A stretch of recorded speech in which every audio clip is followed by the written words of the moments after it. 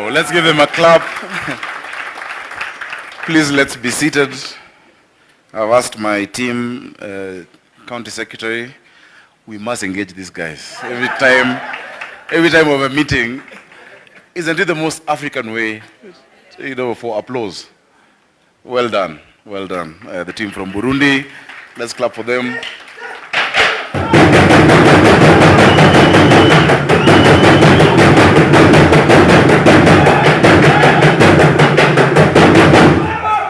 Asante sana. We have a very close relationship with the Burundians. And in my earlier iteration, when I was chairman of the then ruling party of Kenya, entered into an agreement with CNDD-FDD. So please, when you go back, pass my regards to Pascal and the team at your party, CNDD. Thank you. Ladies and gentlemen, Dr. Sheila, Dr. Chumo, thank you so much for your remarks. Philip Thigo, everyone's friend. As Nasra has so aptly put, Nasra, thank you for what you're doing. We, as Nairobi County Government, are so proud of you. Keep shining, keep shining. Keep raising our flag up high. Allow me to first take this opportunity on behalf of the great people of Nairobi to welcome all of you to Nairobi, the world's environment capital, the climate capital of the world. Karibuni, Nairobi, for those who are not from here. And I hope you enjoy the next few days. Stay on, don't be in a hurry to leave. Nairobi loves you. And Nairobi I'm sure, will thrive with you around. We've taken great lengths to make sure that this Africa Climate Summit is successful, and we're confident that it's going to be a life-changing experience in the world's environment capital. Karibuni sana, Nairobi. It is so wonderful to see you all. So many distinguished innovators, leaders, entrepreneurs, and builders who are here today. I'm pleased and proud, not just as your host, but also as well as the host for the entire conference itself. And not just because we gathered to think through some of the most important and pressing challenges the world faces, but because we are here in Nairobi, and we in Nairobi have a distinctive story of innovation, resilience, and success to tell. And I'm glad that the speakers who have preceded me have been able to acknowledge this. Actually, Dr. Sheila, Nairobi became a city not in 1963, but in 1950, on the 30th of March, when we were the first city in the Commonwealth to get a charter, the first Commonwealth charter. It was given by the Duke and Duchess of Gloucester. And if you go to the Hansard of the House of Commons in the UK, somebody asked, why is it that Nairobi is getting this before any other city in the Commonwealth? The description by the minister then, really aptly, I've never had such a description of what Nairobi is. And he says, this is the capital of the continent, and described the water, the fresh water. The Maasais weren't passing by. This was their manyata. Actually, State House, where the president sits today and where the colonial government sat, used to be the Laibon's manyata because it was the highest point of the land. And Nairobi has that history. This is your home, everybody. Kenya is where the earliest fossils of human have been found, Turkana boy, meaning when you come to Nairobi, you're actually coming home. So Karibuni. And it's also possibly the only capital in the world where you can enjoy animals in the natural, unspoiled, untouched habitat at the Nairobi National Park and have the skyline of the city. So I'd love to welcome you all during your stay to make sure you get to visit the Nairobi National Park. And to add on to it, now we have electric vehicles to give you your tour. You can do your tour on an electric. Imagine just gliding through without any noise, no diesel engine, looking at the lions and the elephants and the cheetahs, Wouldn't that be an amazing experience? So Karibuni. This morning here with you, I want to set out some of the challenges we face and then gesture to a plan of action for solving them together. And finally, show you our vision for the future of this city that we love and for African cities in this discussion. And I'm really glad that Professor from ADB who left said that indeed Africa's voice is now at its rightful place. And we've said that as a continent and actually as a global south, that we're no longer willing to be dictated upon what our actions should be. The the lowest emitters in the last 10 years will not necessarily be in the next 10 years. And so we really must find our voice. We must look at, this continent in terms of the youngest continent, our young people. What do we need to do? How do these discussions need to be practical? Because many of the people in our villages and in the cities actually think that for a long time we've been just engaging in high-sounding, discussions driven by the global north that don't affect us. So all our interventions must be practical. We must talk about green jobs. We must talk about the future and our young people and our place on this. Our challenges are urgent. Climate change is here. Our buildings are old, and I'm really grateful for what Kenya Green Building Society is doing. Many of these buildings are substandard. Our drainage struggles to keep pace with the needs of the millions of people who call Nairobi home. Resources are scarce, and which is why I'm glad we're talking about partnerships. There's no one government anywhere that can be able to do this on its own.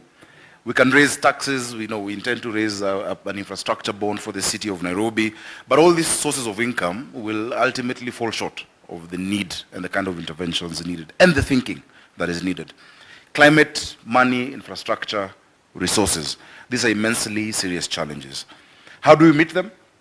First of all, together. We must meet them together. We need to see it as concerted effort from all players, because we know the cost of not doing it. We need green construction, not just to meet our climate goals, but to grow our economy and our resources. And as I've said, all interventions in climate action must have a direct impact on jobs and on the economy.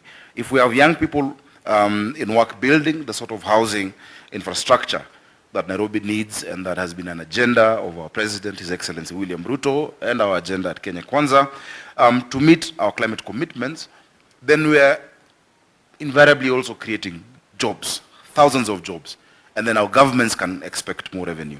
There is a virtuous cycle that is available to us and an opportunity for us as governments. Let me mention possibly two other extraordinarily important aspects of green building that matter. First, many of you, I think, will know that Nairobi has endured a high and rising rate of respiratory disease. And that's partly because of pollution and partly because of the quality of our buildings. Now, respiratory diseases don't get as much attention as some of the more obvious problems that our cities face, and Nairobi included. If anything, the more damaging, for passing under the radar, makes it more damaging. They rob our children years of school. They limit the productive lives of our adults. They kill many more people than you'd expect and never get noticed. Proper green building secures the long-term health of our cities. To be clear, this is only one aspect of the changes to the quality of life in the city that green buildings gives us. But I want to emphasize it's because it's both vital and it's easy to miss, and that's why I'd love to emphasize that. Let it remain in your memories. Let it also stand for the quality of life that we must achieve for the people of our cities. The second thing, of course, and I think that really colors much of the discussion, is energy efficiency. Energy in our country and in many of our African cities is expensive. Incomes are low. Energy efficiency needs to be a priority in our new construction, and it is a priority for Nairobi in our new construction. Yet again, I and my team are open to consultation. We want to discuss with you. We want to hear your ideas, and we want to forge, clear action, moving together. And that's why we pose this as a challenge, to you. Come and talk to us about your plans and our plans for cutting out residents' energy cost. Earlier, when I was talking to Philip, I told him, look. Actually, it came from him. He said, when we have such engagements and we have political leadership, speaking, we all know the governor or the president or the minister is not an expert. What you need from us is the leadership and the commitment that, look, we see this as a challenge, we want to address it, and here we have the experts. We have the scientists, we have the Alliance for Science, we have, the builders, we have, and so we're saying this platform is open, we see it as a priority, we want you to tell us, and for us to discuss and for us to design together. And that is why I'd like to quickly introduce members of my executive who are here so that you can know them, get their cards, get their business cards, talk to them after this, and let's work on certain practical things. Kindly, if you work with me at the county government, stand up. Thank you. I'll start like this, from my right. Njenga is my climate advisor actually, and is working with us both in C40. I'm the vice chair of C40 Cities. I deputize the London mayor, and now we have a co-chair, Aki Sawyer from Freetown. So that is Njenga. He is the expert. He's one of my experts. So please engage with him. We have Malawi from Green Nairobi. That is our sector that deals in the environment and climate action. We have Maureen Jerry, also one of my experts. She was the minister in charge of Green Nairobi, but now she's moved to business and hustler opportunities. She's leading the effort in solarization of our markets, making sure we have green markets all across the city, and we're building 20 of them this year, starting in the next few weeks. Thank you, Maureen. We have Ibrahim Auma. Now he is the Minister for Environment for Green Nairobi, and he's really the go-to person. He leads the sector in all our interventions around this topic.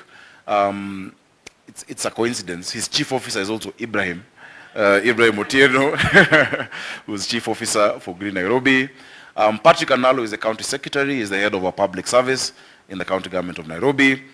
Behind him is Priscilla Mahinda, who is the chief officer in my office, and also another Priscilla next to her. I think we have a shortage of names in Nairobi County. And she's in charge of the governor's communication unit. Please have your seats. This is a team that I'd love you to engage with, to get to know, and they are available for us. Of course, there's climate, finally. We need you in the built environment, and of course, built environment, more than just housing, gives our people dignity, Our theme is to create a city of order, dignity, hope, and opportunity. Just how the built environment is, gives people a sense of dignity, changes outcomes, reduces, vices. I've seen experiments that have been done, about what was done in New York many years ago, with just the painting and fixing broken windows, and crime went down more than 30%, just because people felt that the environment they're in is dignified. And so they then reciprocated with the dignity. I didn't see. Finally, and as I've said, we need to align, and we need you to align your construction with our climate standards, and to talk to us and with our teams on how we can improve our climate profile. We are measuring emissions throughout the city. We are measuring air quality. We know what the hotspots are, and we have interventions that we think can work. We need to hear your ideas. And all of this we can do, all of this we will do. And I want to repeat what I said earlier. We can have a virtuous cycle of jobs, skills, revenue growth, and environmental responsibility. None takes away from the other. But we need to start building the base of skills and incentives right now. As it happens, and I'm really excited that our partnership with Kenya Green Building Society has already borne fruit.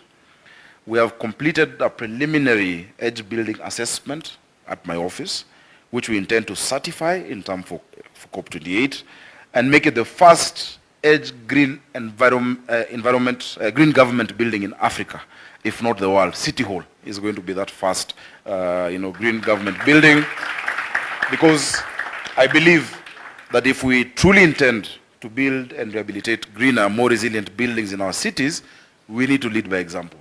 And as a governor, I must lead by example. I got challenged this morning when I was flagging off the e-mobility vehicles outside City Hall, and a team from the UN. I drove one around. It's really nice, But then the team from the UN showed me the UN resident coordinator's vehicle is fully electric. It's quite comfortable. It's an SUV, and so I told my guys, because I don't yet, I haven't yet bought a car, an official car, please make sure it is electric, so that I drive around in an electric car. CS Analo. I hope it's not too expensive, but I think it's worth it to set that example and make sure it is green, even in color. The second thing to mention is that there will be incentives and opportunities offered by my government for green buildings. And so for the architects coming through our planning system, we're going to offer those incentives, how much you pay. It's going to be cheaper, and in our approval process, we're putting that in our finance bill and in our legislation, because we understand that we need to worry together with you to make possible the green transformation, and we must then be practical in terms of those incentives. So Nasra, where you wear your other hat in the assembly, make sure that clause passes. You guys are doing the finance bill soon. I want to encourage you to teach our young people, because they are the last frontier that we have. We must teach them the skills they will need to succeed in this line of work, and to consider exporting these skills as well. But first, they must be out, to the most vital use and practical use, overseeing the construction of homes in a city we can be proud of. And we've said, part of that, as part of our building code, the need for green spaces. We're not going to approve more concrete jungles in our city. There must be green spaces. There must be those provisions in our plot ratios, and that has gone down in our development control regulations. I could go on highlighting our efforts in Nairobi, but for today, I'd really like to appreciate all of you who have made time to join the Alliance for Science, Kenya Green Building Society, and the government of Kenya in championing our cities and mobilizing finance and partnerships for Africa. I wish you well as you kick off the deliberations, as I also wish the different companies that are going to pitch in our different deal rooms from different parts of Africa to potential supporters and financiers. I really congratulate all of those who have been brave enough to come showcase their projects later in the day. You really are doing us proud in showing the power of our African stories, and I really love what you started with from Thabo Mbeki. You should have seen how President Nelson Mandela was looking at him with such great pride. I think every time I see that, it's really a proud moment to define who we are as Africans. Before I close, really, I just want to mention some of the things we're doing. We are so proud, immensely proud, as part of our climate action, because people don't see it as that. We have allowed others to define to us what is a climate action point. Yet, it is nascent enough for us to actually, based on the outcomes that are really uniquely African, to define what are our climate actions. One of the biggest programs that we're running, which is why I'm wearing this watch, this is Tap to Eat, is our school feeding program. We've built 10 kitchens, green kitchens across the city. We're reducing emissions by making sure that we're locally sourcing the food. We're using briquettes to cook. And every single day in Nairobi, 250,000 children are going to get a meal at less than 4 US cents that has been made in those green kitchens. That is green action. And that is something that needs support. Because really, part of our climate action plan is protection of vulnerable communities, and the ripple effects. That alone creates thousands of jobs directly. Just in the last 12 months that we've been in office, we've been able to create direct 6,000 green jobs. But the ripple effect, the drivers, the people in the markets, comes to close to 300,000. No one counts that. No one, enumerates the value, of that and the impact. Because unless you discuss it in that way, then the people of our cities, of African cities, will again just say, these guys have gone to Nairobi for another high-level talk shop. We must be practical in how we describe what we've done. Sustainable food systems is what we're creating. Part of looking into the future is making sure that the human capital development, of our children, if there's nothing in their stomach, there's nothing that will be in their heads. And what is sad is many times cities are left out of this discussion. All interventions when it comes to hunger are focused in arid areas, yet the urban poor suffer the most. We must build resilient cities, and feeding the children is that. And so, in as much as we've started Africa's largest school feeding program, I'd love to encourage all of you from other African cities to think about it, to work on it. You can imagine the children who are getting 650 grams of a healthy meal are not finishing their meals, they're taking them back home. There is something happening that is not being considered by many of our governments. Of course, as I've mentioned, incentivizing green agriculture, architecture through the permit fees is something that, might look like you're losing out if you have that myopic, view of revenue. But I think that what we save in the long run and what it creates for our, for what we would have needed to spend in the future is an investment. And so we are reducing the permit fees for green architecture and actually making it mandatory for certain aspects to be considered. We are currently renewing 9 estates in Nairobi, which are providing 40,000 housing units. And we're making sure that their energy, they're green in terms of energy-saving fixtures, water-saving fixtures, stormwater drainages, as environmental protection facilities. That is a must. We've told all of those 9 companies that have won the tenders and that have won the bids that this is an irreducible minimum this must be the character of housing in Nairobi as we move forward. Of course, yes, just clap. You guys, what happened?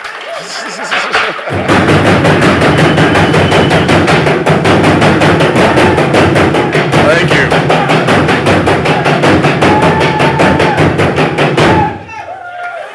And I hope you guys will come with me for my next meeting down the road. Of course, finally, flood mitigation strategies. We're really working hard. We know El Nino is coming. And so we're focusing on, of course, stormwater drainage, rapid response initiative, clearing all our cities' drainage networks in preparation for the heavy rains, which, of course, are coming as a result of, climate change and as a result of how irresponsible we have been in the past decades.